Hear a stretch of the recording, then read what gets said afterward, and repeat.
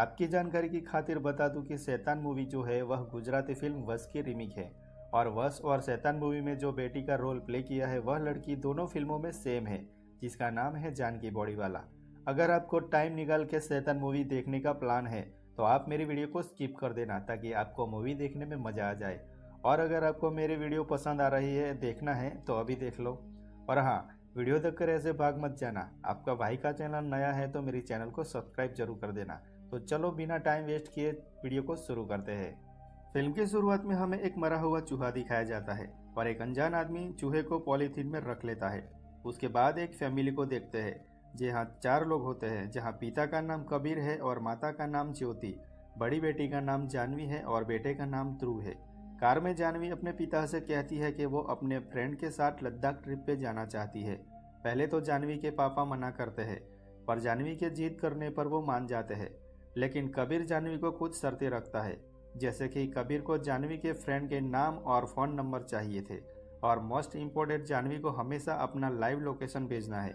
जानवी उसके लिए मान जाती है और ट्रिप पे जाने से पहले पूरा फैमिली एक छोटे से आउटिंग पे निकलते हैं। बेसिकली ये फैमिली अपने फार्म हाउस पे जा रहे हैं और बीच में एक रेस्टोरेंट पर भोजन करने रुकते हैं। यहाँ खाने में ये लोग पराठा मंगवाते हैं। तब जानवी पराठा खाने से मना कर देती है क्योंकि पराठे में बहुत बटर था। कबीर यहाँ 2 चाय ऑर्डर करना चाहता था, लेकिन उसके पास 20 रुपये छूटे नहीं थे। ऐसे में वहाँ खड़ा एक अनजान आदमी 1 कप चाय लेता है और 2 चाय कबीर के फैमिली के लिए लेता है। तब कबीर उसे अपने फैमिली टेबल पर इनवाइट करता है और वो आदमी अपना नाम वनराज कश्यप बताता है। वो कबीर की फैमिली के साथ घुल मिल जाता है। वनराज बड़ी चालाकी से कहता है कि मैं जानवी का पराठा खा लेता हूँ और तुम मेरा लड्डू खा लो। जानवी फौरन कबीर का दिया हुआ लड्डू खा लेती है क्योंकि बच्चों को मीठा खाना पसंद होता है, पर जानवी को लड्डू खाते ही कुछ अजीब सा फील होता है। तब वनराज जानवी को बटर वाला पराठा खाने को कहता है। तब जानवी बिना सवाल जवाब किए अपना पराठा पूरा खा लेती है। उसके बाद खा पी के वो रेस्टोरेंट से निकलते हैं। जाने के पहले वनराज जानवी को बिस्किट देता है और कहता है कि फार्म हाउस पहुंचने सबसे पहले ये खा लेना। तब जानवी वनराज की बातों को हाँ में जवाब देती है। ये सोचने वाली बात थी क्योंकि जानवी ऐसी लड़की थी जो किसी एक की नहीं सुनती थी, लेकिन वो वनराज की हर बात सुनती थी। वो फार्म हाउस पहुँच के सबसे पहले बैग से बिस्किट निकाल के खा लेती है। वहाँ पूरा परिवार खूब एंजॉय करता है, लेकिन तब ज्योति नोटिस करती है कि वनराज उसके फार्म हाउस के बाहर खड़ा है। ज्योति ये बात कबीर को बताती है। जब तक कबीर पुल से निकलकर वनराज से मिलने जाता है, जानवी ऑलरेडी वनराज को घर में बुला लेती है। वनराज कहता है कि उसका फ़ोन डेड है और वो यहाँ आके अपनी बेटी को फ़ोन करना चाहता है उनके फ़ोन से। कबीर को ये बात अजीब तो लगती है, लेकिन वो वनराज की रिक्वेस्ट मान लेता है। यहाँ देखते हैं कि वो जानवी के ऊपर नज़र रख रहा था। अब भी जानवी वनराज की बात पर मान रही थी। ज्योति वनराज के घर में आने से खुश नहीं थी, लेकिन कबीर का कहना था कि हम सिर्फ वनराज की हेल्प कर रहे हैं और थोड़ी देर में वो चला जाएगा और चेंज करके मैं उसी पे ही नज़र रखूंगा। जानवी वनराज से बात कर रही होती है। तब जानवी अपने बॉयफ्रेंड के बारे में बताती है और लद्दाख के ट्रिप के बारे में भी बताती है। तब वनराज कहता है कि तुम लद्दाख की ट्रिप में नहीं जा पाओगी क्योंकि तुम्हें मेरे साथ चलना है। जानवी को इस प्रस्ताव पे ओके बोलने को कहता है। तब जानवी ओके बोलने को तैयार हो रही थी, लेकिन तभी ध्रुव जानवी की तरफ बॉल फेंकता है। तब जानवी का ध्यान भंग हो जाता है। ध्रुव बार बार जानवी को खेलने को कहता है। तब वनराज कहता है कि आज तुम अपने भाई के साथ इतना खेलो कि आगे उसे खेलने का मन ही ना करे। उसके तुरंत बाद जानवी जाती है और ध्रुव को स्विंग पर बिठा के जोर जोर से झुलाने लगती है। तब ध्रुव डर के चीखने लगता है। तब ये बात ज्योति नोटिस करती है। ज्योति किसी भी तरह जानवी को रोकती है। तब ध्रुव को चक्कर आने लगते हैं। कबीर जानवी पे गुस्सा होता है। तब वनराज जानवी को कहता है कि पापा को सॉरी बोलो और जानवी तुरंत ही सॉरी बोलती है। अब खाना खाने वक्त वनराज फिर से इनकी फैमिली में दखल अंदाजी करने लगता है और वो कहने लगता है कि मुझे आपकी फैमिली के बारे में सब पता है। वनराज जानवी को कहता है कि तुम अपने बॉयफ्रेंड विवान को फ़ोन लगाओ और उसे ब्रेकअप कर लो, और तुरंत ही जानवी ऐसा करती है और ये देखकर जानवी के पेरेंट्स घबरा जाते हैं। कबीर फौरन वनराज को यहाँ से निकलने को कहता है, लेकिन वनराज जाने को तैयार नहीं था। ऐसे में कबीर वनराज को पकड़ के घर से बाहर निकालने लगता है, लेकिन जानवी एकदम से अपने पिता से लड़ने लगती है कि अंकल कहीं नहीं जाएंगे और वो अपने पापा को धक्का देने लगती है। ये सब जानवी का बर्ताव एकदम पागलों जैसा था। जानवी कहती है कि अंकल जो भी कहेंगे वो मैं करूँगी और वो ज़रूरी है। वनराज यहाँ बताता है कि वो जानवी को वशीकरण किया है, यानी काला जादू। अब जानवी वही करेगी जो वनराज बोलेगा, क्योंकि जानवी अब वनराज के वश में है। डेमो देने को वनराज जानवी को खड़ा होने को और बैठने को कहता है, वही वो बार बार करवाता है। वह उसे हंसने को कहता है, रोने को कहता है, सब करवाता है। ये सब रोते हुए ज्योति पूछती है कि आपको हमसे क्या चाहिए। वनराज पहले तो सबके मोबाइल टेबल पर रखवाता है, फिर जानवी को सारे फ़ोन तोड़ने को देता है। वनराज यहाँ जानवी को चाय पत्ती तक खिलवाता है और अपने पापा कबीर को थप्पड़ भी मरवाता है। वनराज जानवी से अपने पैर दबाता है और कहता है कि वो जानवी को अपने साथ ले जाना चाहता है। बेसिकली वनराज चाहता था कि जानवी के पेरेंट्स उसका दान कर दे, यानी खुद कह दे कि जानवी वनराज के साथ जा सकती है। वैसे भी वनराज जानवी को ले जा सकता है क्योंकि जानवी उसके वश में है, लेकिन अगर परमिशन नहीं मिले तो आगे जाके फ्यूचर में उसका वशीकरण टूट जा सकता है, क्योंकि दिल से जानवी अपने पेरेंट्स को याद करती रहेगी। इसीलिए पेरेंट्स की परमिशन जरूरी है और कबीर और ज्योति को ये बोलना है कि वो अपनी बेटी को आजीवन अर्पण कर रहे हैं। तब कबीर तैयार नहीं होता है। तब वनराज कहता है कि जब कोई मेरे सामने तड़पता है, गिर गिराता है, तो मुझे बहुत अच्छा लगता है। ऐसा कहकर वनराज जानवी को एक लात मार देता है और उसके रिएक्शन में कबीर वनराज को पीटने लगता है। तब वनराज जानवी को ध्रुव का सर फोड़ देने को कहता है, तो जानवी ऐसा ही करती है। दूसरी तरफ हम यहाँ पुलिस को आता देखते हैं, क्योंकि ज्योति बार बार पुलिस हेल्पलाइन के मिस कॉल मार रही थी।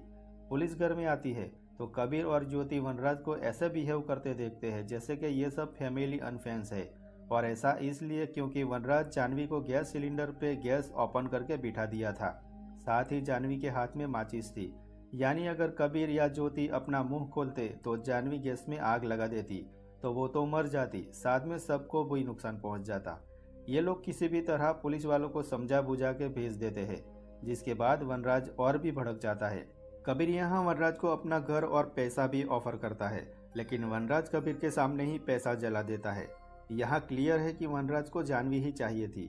वनराज कहता है कि धन पाना, हवस और लालच ये सब बेकार की चीज़ें मेरे अंदर नहीं है, क्योंकि मैं इंसान नहीं हूँ, इंसान से भी बहुत ज़्यादा आगे बढ़ चुका हूँ। ये उम्र की रात मेरे लिए आई है। उम्रा परछाई का वो काला सच है जहाँ रोशनी की एक किरण तक नहीं पहुँच पाती। उसके बाद वनराज संस्कृत में कुछ श्लोक बोलता है जो इस तरफ इशारा करता है कि कुछ ही टाइम बाद वो एक सुप्रीम पावर होगा। उसके बाद वनराज जानवी से कई चीज़ें करवाता है, जैसे कि खुद को थप्पड़ मारना, बिना रुके डांस करना। इनफैक्ट वो जानवी को चाकू लाने को कहता है और खुद को गार्ड भी करवाता है। एक पल में तो जानवी पेंट में सुसु भी कर देती है और ज्योति उसका पेंट वगैरह चेंज करवाती है। इस बीच ज्योति जानवी के पास से चाकू लेके वनराज पे हमला कर देती है, जहां काफ़ी हाथापाई शुरू हो जाती है, जहां वनराज और जानवी एक तरफ और ज्योति और कबीर एक तरफ। पर यहाँ ज्योति और कबीर जानवी को चोट नहीं पहुंचा सकते, लेकिन कबीर जानवी को बांध देता है और वनराज को ओवर पावर कर जाता है। वनराज जानवी को जोर जोर से हंसने को बोलता है और जानवी हंसना शुरू करती है। ऐसे में कबीर को ना चाहते हुए भी वनराज को छोड़ना पड़ता है, क्योंकि अगर वो वनराज को मार भी देता है तो जानवी हंसती रहेगी और रुकेगी नहीं जिंदगी भर। अब वनराज नेक्स्ट लेवल पे जाता है, जहां जानवी को अपने छोटे भाई ध्रुव को मारने को कहता है। वनराज को ऐसा कहते ही जानवी ध्रुव को मारने चली जाती है। तब पेरेंट्स जानवी को रोकने की कोशिश करते हैं। जानवी इन्हें इमोशनली बेवकूफ़ बना के ध्रुव को खोजने लगती है, लेकिन ध्रुव कहीं छुपा था। लास्ट में जानवी ध्रुव को छत पे पाती है। थोड़ी हाथापाई के बाद जानवी ध्रुव को छत से फेंक देती है। पेरेंट्स तुरंत नीचे आते हैं। ध्रुव की हालत गंभीर थी, इसीलिए ना चाहते हुए भी पेरेंट्स जानवी का अर्पण कर देते हैं, जिसके बाद वनराज जानवी को लेकर यहाँ से निकल जाता है। उसके जाते ही कबीर अपनी बीवी को ध्रुव को हॉस्पिटल ले जाने को कहता है और खुद जानवी का लाइव लोकेशन ट्रैक करते हुए उनका पीछा करता है। बेसिकली जब उनके घर में हाथापाई हुई थी तब कबीर ने जानवी की लाइव लोकेशन ऑन करके रख दिया था, यानी अब वो जानवी का लाइव लोकेशन ट्रैक कर सकता था एक फ़ोन का जुगाड़ करके। दूसरी तरफ हम वनराज को अपने अड्डे पर पहुंचते देखते हैं, जहां वो कई लड़कियों को अपने वशीकरण का शिकार बना के रखा था। वो कहता है कि आज की रात वो जानवी को और कई लड़कियों को आज़ाद कर देगा। वनराज किसी तरह का रिचुअल के लिए खुद को तैयार कर रहा है और हम सभी लड़कियों को ट्रांसटेंट में देखते हैं। हम समझ पाते हैं कि वनराज कुछ यज्ञ जैसा कर रहा है, जहां वो सभी लड़कियों को अग्निकुंड में कूदवाने वाला है, यानी कि उनका बलि देने वाला है। यहाँ कबीर किसी भी तरह लोकेशन पर पहुंच जाता है, जहां कुछ लड़कियां गार्डिंग कर रही थी। वो कबीर पे हमला कर देती है। कबीर इन सब से लड़ते हुए आग वाली जगह पर पहुंच जाता है और वनराज कुछ टाइम के लिए अपना रिचुअल रोक देता है। कबीर को घसीटकर वनराज के पास ले आ जाता है और उस पल में वनराज अपना प्लान बताता है। दरअसल इस सभी लड़कियों को बलि देने के बाद वनराज की शक्तियां इतनी बढ़ जाएगी कि वो किसी को भी नज़र मिला के अपने वश में कर पाएगा। तब किसी को लड्डू या पेंडे खिलाने की जरूरत नहीं पड़ेगी। वनराज कहता है कि सभी भगवान के गुलाम हैं, लेकिन कुछ लोग इसके काबिल नहीं होते। अब सभी को मैं अपने वश में करूंगा और मैं सबका भगवान बन जाऊंगा। बेसिकली यहाँ वनराज पूरी दुनिया को वश में करना चाहता है। यहाँ वनराज फिर से रिचुअल शुरू करता है, जहाँ वो काली कठपुतलियाँ आग में फेंक रहा था और लड़कियाँ धीरे धीरे आग की तरफ बढ़ रही थी।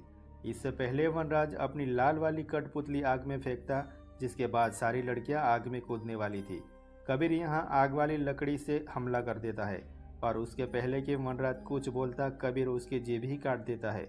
कबीर वनराज की जीभ को आग में फेंक देता है और यहाँ सारी लड़कियाँ कबीर पे हमला कर देती हैं। तभी एकदम से वनराज की आवाज़ आती है कि तुम सब पहले की तरह नॉर्मल हो, मैं तुम्हें हमेशा के लिए आज़ाद करता हूँ।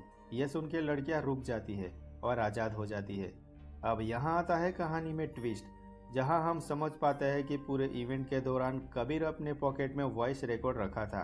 इनके फार्म हाउस पे एक ऐसा सिचुएशन आया था जहाँ वनराज कबीर को चिढ़ाते हुए कह रहा था कि आपको क्या चाहिए कि मैं सभी को आज़ाद कर दूँ ताकि सब नॉर्मल हो जाए हमेशा के लिए। ये ऑडियो रिकॉर्ड करके अपने बेटे की मदद से एडिट करके परफेक्ट बना लिया था, जिसे वो अभी प्ले करके सभी लड़कियों को आज़ाद कर दिया। सभी लड़कियों के साथ जानवी भी बच गई थी, मतलब कि हैप्पी एंडिंग है। अगले सीन में हम पुलिस वाले को देखते हैं, जिसे हम जान पाते हैं कि यहाँ पे 108 लड़कियाँ थी। 108 लड़कियाँ ही क्यों? क्योंकि इसका हमारे हिंदू धर्म में बहुत महत्व है। सभी लड़कियाँ अपने घर वापस जा चुकी है और अपने परिवार से मिल रही है। यहाँ हम देखते हैं कि जानवी भी ठीक है और ध्रुव भी हैप्पी लग रहा है। यहाँ से कहानी 1 साल बाद की आती है, जहाँ हम मूवी के स्टार्ट वाला सीन देखते हैं। वही चूहा पकड़ने वाला सीन, और चूहा पकड़ने वाला इंसान और कोई नहीं वो कबीर था, जो कि जंगल में जैसी जगह पे बेसमेंट में कहीं घुस जाता है। और यहाँ हम देखते हैं कि वनराज को कैद करके रखा है। यहाँ वो वनराज को चूहा और चाय पत्ती खाने को देता है और कुछ डायलॉग मारता है, जैसे कि पेरेंट्स अपने बच्चे को लिए कुछ भी कर सकते हैं, वही बच्चों के लिए भगवान होते हैं। यहाँ हम समझ पाते हैं कि यही बैंकर वनराज का नर्क है और कबीर उसका भगवान। कबीर को हम शैतान भी कह सकते हैं और यहीं पे यह फिल्म खत्म हो जाती है। तो दोस्तों, ये थी शैतान फिल्म की कहानी, जो थोड़ी बहुत वश फिल्म से बदली गई है। सबसे पहले ये कि वश फिल्म में कोई पुलिस नहीं आती है और एंडिंग तो पूरा बदल दिया गया है। जहाँ वश फिल्म की एंडिंग बहुत दुखद और डार्क थी, वहाँ पिता अपनी बेटी के कान में एक कैंची डाल देता है ताकि वो विलन की आवाज़ को सुन ना सके। साथ ही उसकी बेटी का वशीकरण खत्म ही नहीं होता और फ्यूचर में भी वो ऐसी ही रहती है। बात करें बीवी और बेटी की, तो उनकी हॉस्पिटल जाते वक्त एक्सीडेंट में मौत हो जाती है। बेसिकली वहाँ पे जो मेन कैरेक्टर था, जो यहाँ कबीर ने प्ले किया है, वो एंड तक सब कुछ हार गया था और पूरी तरह टूट चुका था, और इसीलिए वो विलन को अपने साथ बंदी बना के रखता है और चूहा और चाय पत्ती खाने को देता है। पर यहाँ शैतान में एंडिंग हैप्पी बताई गई है, जहाँ सब लोग बच गए थे वनराज की वॉइस रिकॉर्डिंग की वजह से। पर अभी तो एआई का टाइम है, तो वनराज की आवाज़ को कॉपी करके कुछ भी कर सकते हैं। और यहाँ पे मुझे वश की एंडिंग ज़्यादा इम्पैक्टफुल लगी थी, क्योंकि उसकी एंडिंग देख के लगता था कि कुछ बहुत ही बुरा हुआ है। लेकिन यहाँ फिल्म के बजट की बात करें तो फिल्म शैतान का बजट वश फिल्म से ज़्यादा है। अगर आपने शैतान मूवी देखी है तो आपका ओपिनियन कमेंट में मुझे ज़रूर बताना, और जाते जाते चैनल को सब्सक्राइब करना ना भूले दोस्तों, ताकि मुझे सपोर्ट मिले। तो दोस्तों, मिलेंगे अब एक नए वीडियो के साथ। तब तक के लिए अपना ख्याल रखिए। बाय दोस्तों, जय हिंद, जय भारत।